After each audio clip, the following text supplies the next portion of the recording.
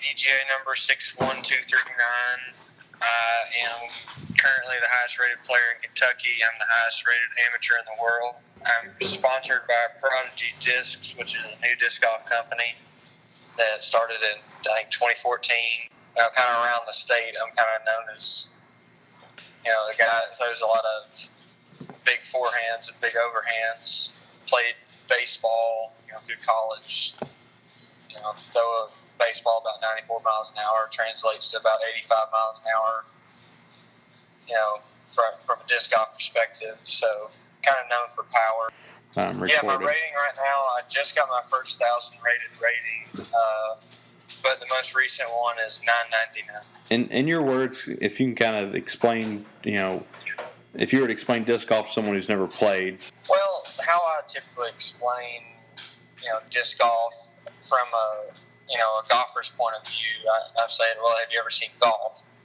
It's this exact same sport. You shoot it as few times as possible, and you get it into the target.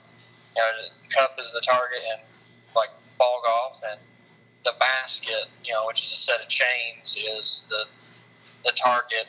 In disc golf, you throw from a designated tee area. It's a tee box for golf. It's a tee pad for disc golf. You have obstacles in your way in golf, like bunkers and certain trees, and in disc golf, it's mainly trees and some bunkers of the same sort. Translation and distances is feet to yards from disc golf to golf. So a par 5 in golf would be over 500 yards. A par 5 in disc golf would typically be somewhere over 600 feet.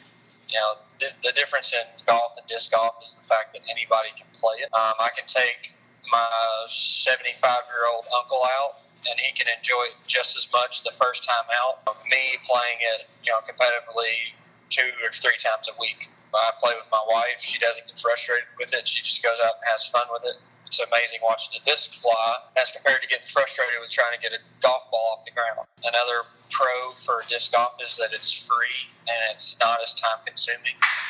Most of the courses around here are not pay to play. The cost of one round of golf, $35 to $40, depending on where you play, could buy you 2 to 3 discs. And you think about, how many discs do I throw in a round? I throw probably 6 or 7, but I carry about 20. With those 20 discs, I don't have to replace them because they're easy to find. Like golf, more time chasing golf balls than they actually do playing. What about the amount of time it takes to play 18 holes versus playing, ball golf? Right. So if you go out on a Saturday morning playing disc golf, I can, alone with one other partner, could probably play around disc golf in an hour and 15 minutes. If I have a foursome where we're taking our time and cutting up, it would take a maximum of 2 hours. And if you try to do a Saturday morning round, good luck getting a tee time, first of all. Second of all, you better go ahead and buy in for a good 6-hour round of golf. You can play 3 rounds of disc golf in the time that you can play 1 round of ball golf, and plus it's free. It's great exercise. You're out in the woods, little pollution, little road noise. It's just part of being in nature and watching a disc fly through the trees. There's something about it that's got me hooked. And there's probably 80,000 other people that are hooked as well, based off of the PDGA numbering system. So, and while we're kind of comparing, ball golf to disc golf here, I don't know if you're aware or not, but a lot of sports companies like Nike and Adidas are starting to steer away from ball golf because of the cost of playing and just not as much interest in the youth as much anymore. Do you kind of see the same kind of thing in disc golf? Or do you feel like it's kind of it's starting to grow more and more? I'd say at this point, disc golf is kind of a fresh face in the sports world. We're starting to make some Sports Center top 10, which is kind of growing the name of the game. But at the same time, our best players in the country are being sponsored by things like Keen shoes, their hiking shoes, Solomon shoes, and the best player in the world is getting Oakley and Adidas sponsorships as well. So you're starting to see that more, as far as the clothing side. Mm-hmm. I don't think, anytime soon Nike is going to try to produce a disc golf disc, because the market has been kind of flooded with adequate discs that have been tried and true. So I don't think they're going to start making products, but I don't see why they wouldn't be a clothing sponsor for some of the better players in the world, especially with some of the tournaments becoming televised. I think that the Disc Golf Pro Tour is going to be on ESPN later on this year. I know all of the European events are televised, and we're kind of transitioning to a more spectator-friendly sport with the longer courses and less trees, so more people can watch. But the cost of play, it's minuscule, and we've got a ton of young people. Just by looking at AM Worlds and Junior Worlds, there's a ton of up and coming, very, very good players that are, can't even drive yet. So I think that there's a pretty good influence out now with the youth and good exercise, and it's a fun game to play. Nobody can knock it until you try it. If you can kind of share, how you first kind of got involved with disc golf and where it's kind of taken you. Well, it really is quite a funny story. It really started with just my history in sports. I've always been, I wouldn't say extraordinary, but I've been good at all the sports that I've participated in, and one of my best friends has always been on the short end of that stick, as far as kind of being second place, and he took me to the gym where they were playing ultimate frisbee, and he realized that I couldn't even throw a frisbee. Only thing I could do was just throw it as hard as I can overhanded, and I could barely get the thing to fly that way. So he was like, you know what, let's take Evan out and beat up on him in disc golf. And I struggled for the first 5 or 6 holes, and one of my other friends said, throw it overhanded. My ears kind of perked up, and I was like, what? So just throw it like this, and kind of the rest is this history is written itself. Granted, I played the majority of my rounds when I first started overhanded, being a baseball player. But slowly I started to develop a forehand and as well as a backhand, and my game just continued to improve and improve. And after the completion of my college athletics, I was looking for something to fuel my competitive drive. And, at that point, disc golf was the perfect thing because I had no money because I didn't have a job yet. So I couldn't play ball golf competitively, which is terribly expensive. And I had these old crusty discs laying around, where I'd quit for 5 years. So I was like, well, let's just pick them back up and see what happens. And I actually came back playing better than I ever did in high school. I started winning, and I don't know, it's something about me. I would like to consider myself a winner, but there's something about winning and being the best at something that has always driven me. So I started practicing, like legitimately practicing putting and going out to the field, not playing disc golf, but practicing disc golf.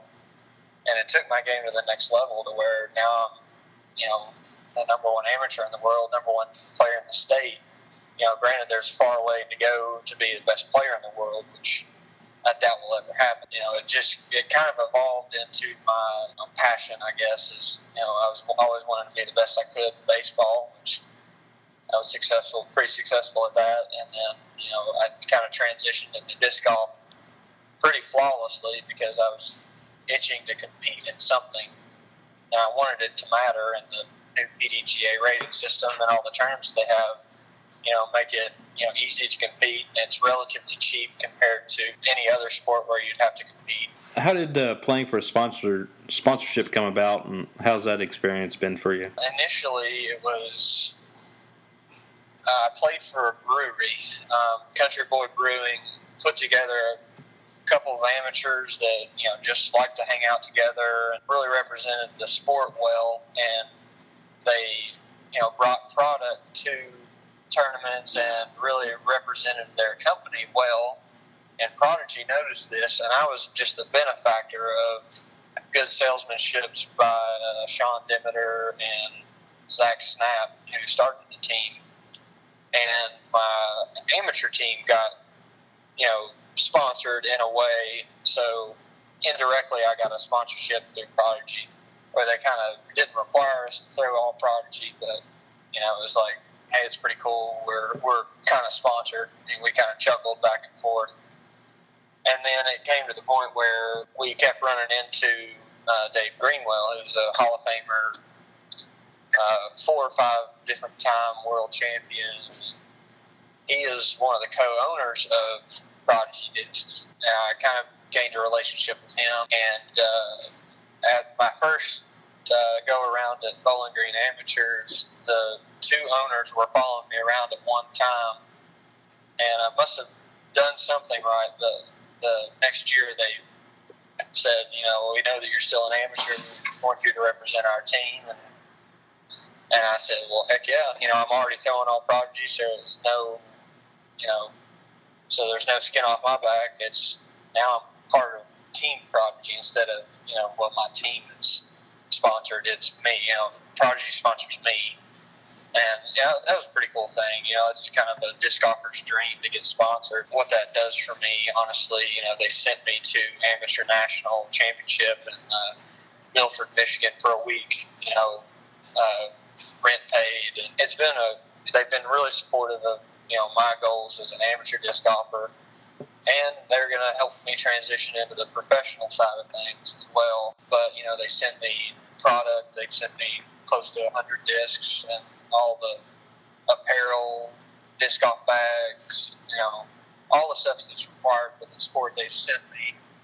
So it's it's been really helpful having them and not having to worry about well, if I lose this disc, what am I going to do?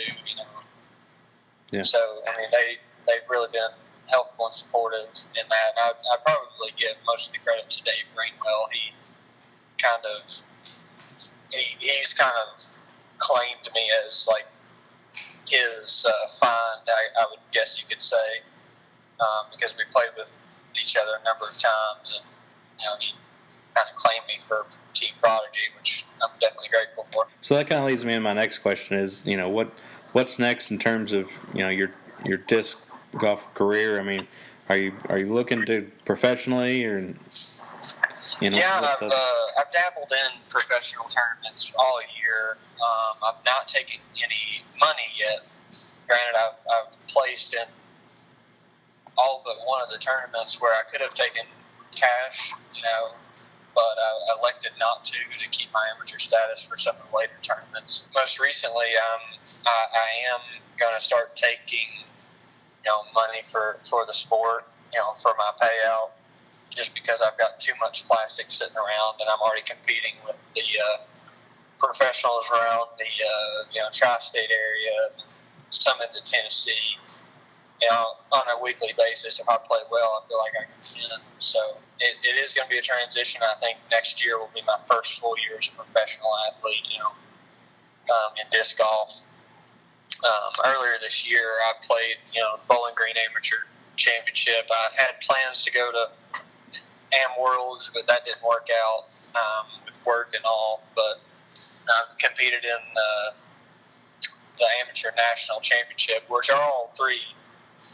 That's kind of the Triple Crown. I would love to have won all 3, but I only had a chance to compete in 2. I played really well in Bowling Green and won it.